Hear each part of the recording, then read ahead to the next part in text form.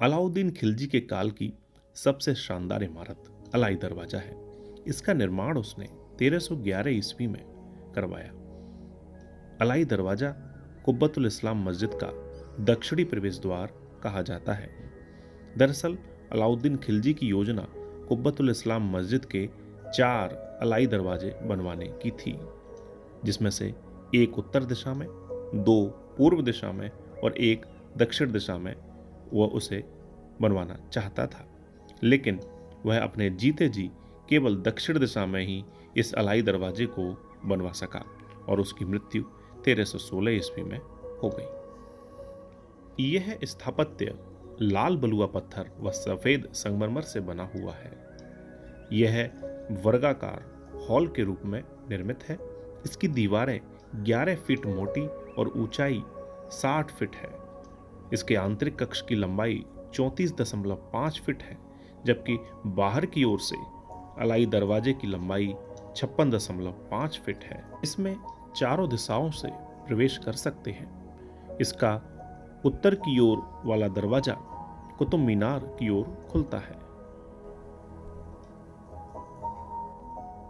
ऊंचे चबूतरे पर इसका निर्माण तथा इसकी ऊंची दीवारों से इस स्थापत्य को विशालता मिलती है।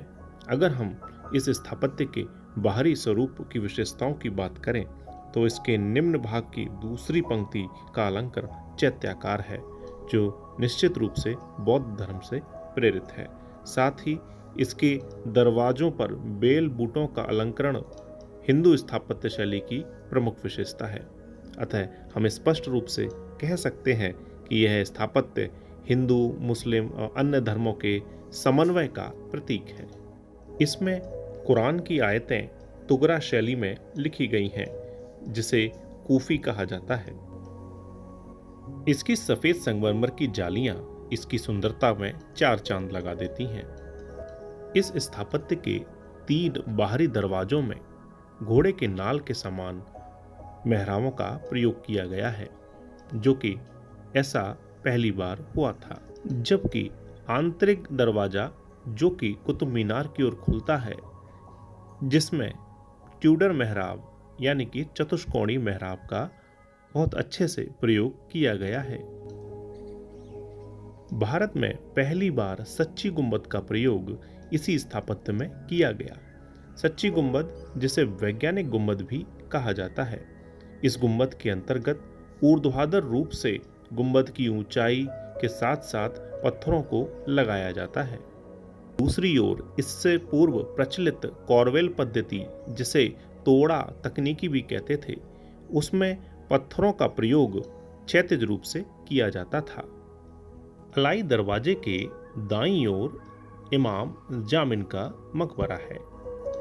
इमाम जामिन सिकंदर लोदी के काल में भारत आए थे और उन्होंने अपनी योग्यता के कारण शासकों के बीच अपनी छवि और पहचान बनाई थी, जिस कारण बाद में हुमायूं के काल में इनका यह मकबरा बनवाया गया।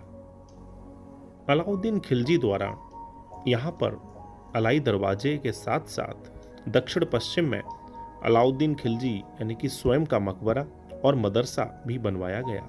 अलाउद्दीन खिलजी के मदरसे में कुल 8 कक्ष हैं, जिसमें से 6 छोटे कक्ष और 2 गुंबदाकार कक्ष है। साथ ही इस दक्षिण की ओर 3 कक्ष बाद में बनवाए गए, जिसमें केंद्रीय कक्ष में अलाउद्दीन खिलजी का मकबरा है। उल्लेखनीय है कि मदरसे का निर्माण 1315 ईस्वी में अलाउद्दीन खिलजी द्वारा कराया गया। इसके निकट स्थित मकबरा इसके पुत्र कुतुबुद्दीन मुबारक खिलजी ने बनवाया, जिसकी मरम्मत बाद के शासक फिरोज तुगलक ने कराई। मकबरा और मदरसा एक दूसरे के निकट बने होने की ऐसी सेल्जुक परंपरा, जो कि 11वीं 12वीं शताब्दी की है, यहाँ पहली बार देखी गई। अलाउद्दीन खिलजी का यह मकबरा बिल्कुल साधारण शैली में बना है। हालांकि इसकी दीवारें मोटी हैं और इसमें पत्थरों का व्यापक उपयोग किया गया है। यकीन नहीं होता कि ऐसा शक्तिशाली शासक, जिसने संपूर्ण उत्तर भारत पर शासन किया और दक्षिण भारत को अपने कब्जे में रखा, उसका मकबरा ऐसा भी हो सकता है। अलाउद्दीन खिलजी ने कुतुब कॉम्प्लेक्स में अलाई मीनार का निर्माण 1311 ईस्वी में कराया। इसे वह कुतुब मीनार से दूनी ऊंचाई की बनवाना चाहता था, लेकिन अपनी मृत्यु के कारण वह इस योजना को पूर्ण न कर सका।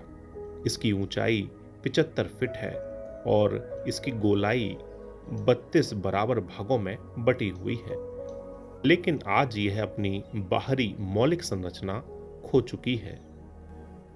अब इसमें केवल बेतरतीब पत्थरों का संग्रह ही नजर आता है। तो साथियों, आपको हमारी यह प्रस्तुति कैसी लगी कमेंट बॉक्स में अवश्य बताएं।